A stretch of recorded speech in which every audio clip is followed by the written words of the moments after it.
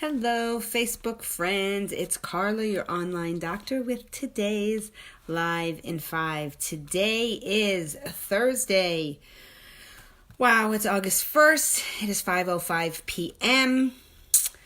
Oh my God, the summer is flying by. I don't know about you guys, but there's a lot of getting ready for school happening. Wow. Hello, Paul. Thanks for watching. Okay, so today, this is really a topic I should have started on a Monday because it's going to go probably 4 or 5 days. We're starting to talk about CBD. Okay, with the ever-increasing popularity of this substance, the marketplace has been flooded with hype-filled claims and benefits of this natural miracle drug. We can actually find CBD in baked goods, in lotions, in facials, in candy, and just about anywhere and everywhere. Hi, Tina. Thanks for watching. So what exactly is CBD and what is all the hype about?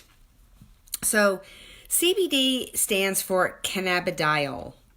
It's a chemical constituent from the cannabis sativa plant. Hemp and marijuana are both varieties that come from the same species of plant.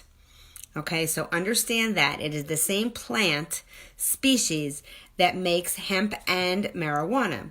Now, think about it this way. Just like a German Shepherd and a poodle are both part of the species Canis lupus familiaris, they're both dogs, but clearly very different. But based on science, they can breed together. Okay, a poodle and a German Shepherd can breed together because they are the same species.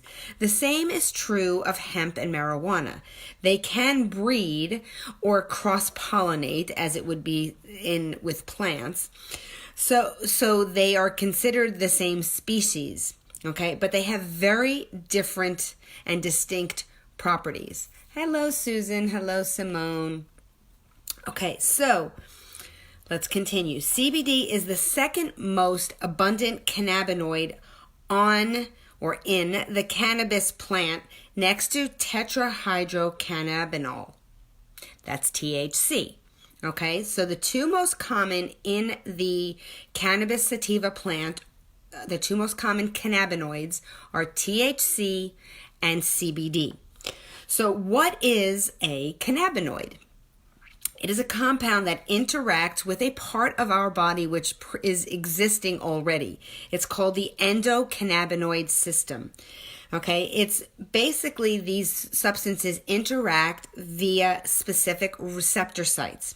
Now, the endocannabinoid system exists in our bodies similar to our central and peripheral nervous systems. Our bodies make neurotransmitters called anandamide or 2-AG. Those are endogenous cannabinoids that actually bind to receptors along this endocannabinoid system.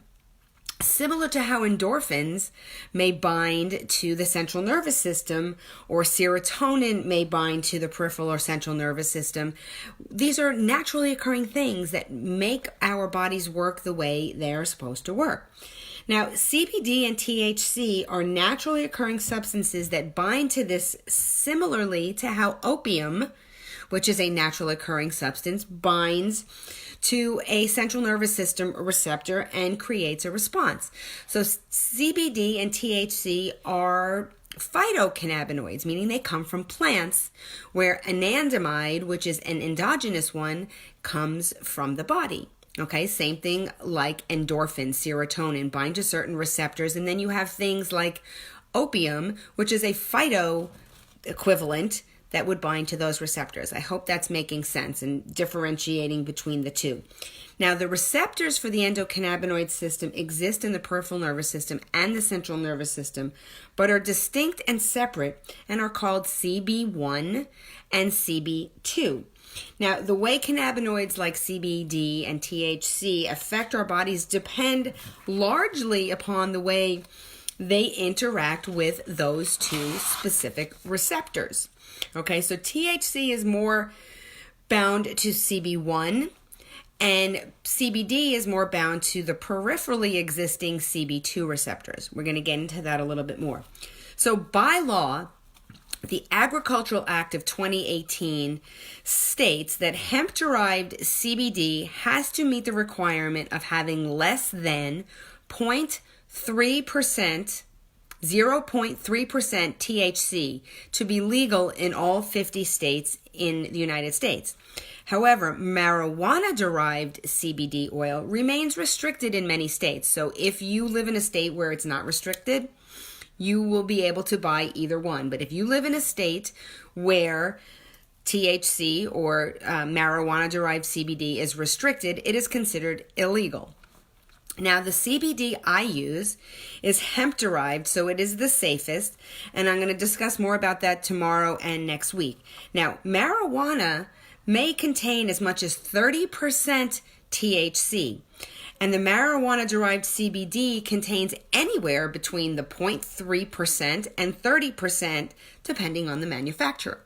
Okay, so the big question is, does CBD oil get you high?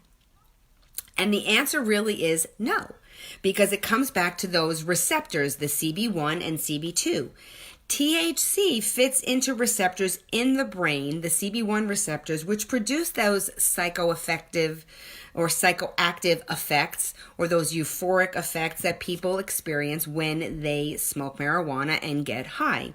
CBD does not fit into those receptors and will not cause that same sensation because they bind to the CB2 receptors, which exist some in the brain, but more peripherally.